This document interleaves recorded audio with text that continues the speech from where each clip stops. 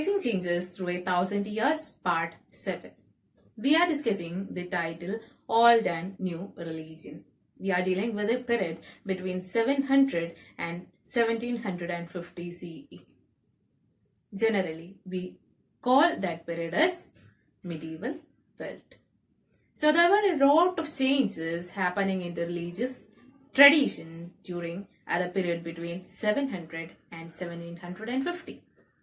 It was a time when the deeper personal belief in the divine or in the God emerged for some people.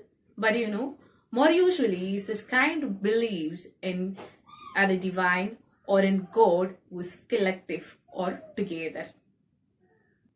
Now, what is religion? Have you heard of any definition for religion? Religion can be defined as a belief in the supernatural agency or in the supernatural power. Okay, I'll repeat. Religion can be defined as a belief in the supernatural agency or in the supernatural power. Okay, and like this religion was much associated with the social and economic activities of the local community. If any changes in the social or economic condition of the local people or local communities happen, it was much reflected on their belief or their religion too. Okay, when we are dealing with the medieval period, we can see some all religions are changing some of its ways, and you can see there are changes coming to the old religion which were already existing in the subcontinent, and there are some new religions which are coming into the subcontinent during the medieval period. Okay, and now we will see some of the major changes which happened to the Hinduism during that time. Okay, like Hinduism was an old religion here in India, right? So we will see some of the major changes that happened to the Hinduism during the medieval period. So first one was the worship of new deities. Then second, you can see the construction of temple by the royalty. Okay, the kings and all, they started building temples during this period. Which period? In the medieval period. Right. Then you can see the emergence of Brahmanas or the priests as a dominant group in the society. Now, what would be the reason for the emergence of Brahmanas as a dominant groups in the society? Yeah. Those people, the Brahmanas, they were learned people in Sanskrit, right? And because of this knowledge in Sanskrit, they could read Vedas or other Sanskrit text and all. Okay, so their knowledge of Sanskrit text earned the Brahmanas a special respect in the society. Then they had a very good support by the patrons. Now you will be thinking like, who are these patrons?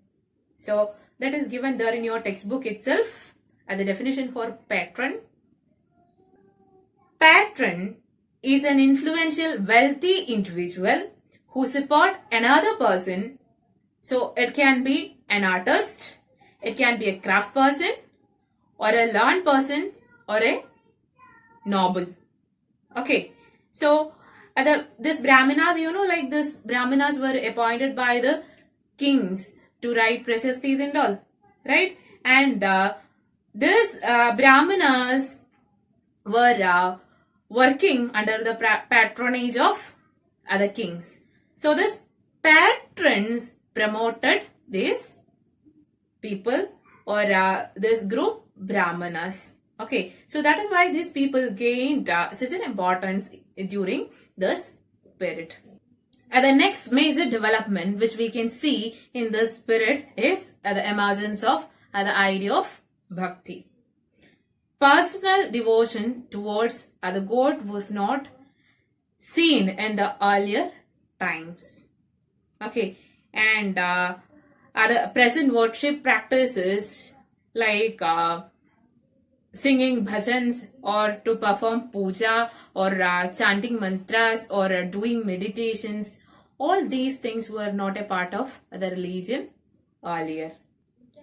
It was a situation like if we had a desire to praise or pray to the god, we had to depend on other Brahmanas. It was not possible for us to do things personally and all. So to perform pujas, other Brahmanas were needed.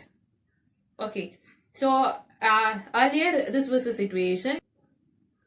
But later some changes are happening to this situation with the emergence of the idea of bhakti. Now let's see what is this idea of bhakti is.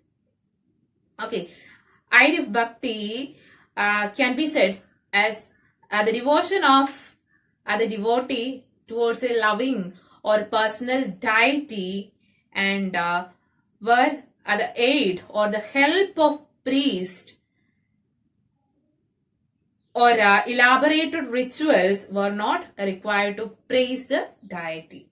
Okay, if we wish to pray, if the devotee wish to pray to the loving or personal deity or loving or personal god, so like we don't want to depend on the Brahmanas to do other elaborate rituals and all.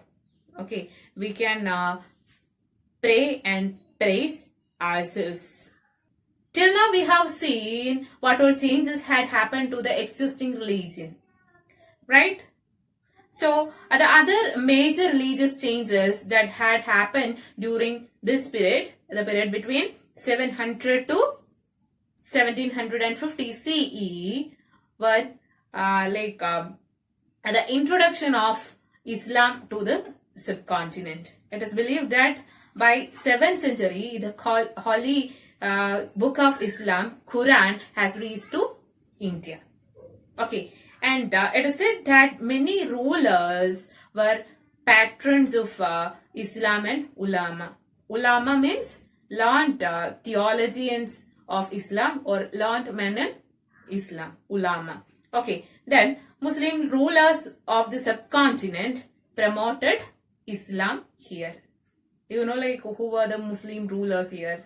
The rulers of Mughals, Delhi Sultanate and all, right?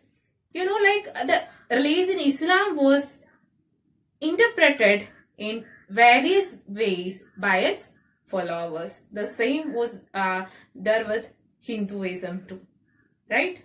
So like Hinduism, the Islam was also interpreted differently by its followers. So the two main groups here we can see are Shias and Sunnis. It is said that the Shias, they believe that the Prophet Muhammad's son-in-law Ali as the legitimate leader of Muslim community. Okay, so they gave more of importance to Ali. Who was Ali? Ali was the son-in-law of Prophet Muhammad. Okay, now the other community or the other group, Sunnis, they accepted the authority of Caliphs and their successors. Okay, and apart from this kind of differences, there were differences in the schools of law in Islam and the theology of Islam, and also in mystic traditions too. Okay, and in your textbook you can see the two important schools of Islam or two important schools of Islam theology in India were Shafi and Hanafi. Okay, so in this part we have seen the changes which happened to the existing old religions and the emergence or coming of new religion to the subcontinent. Okay, so by this I conclude. Thank you, children.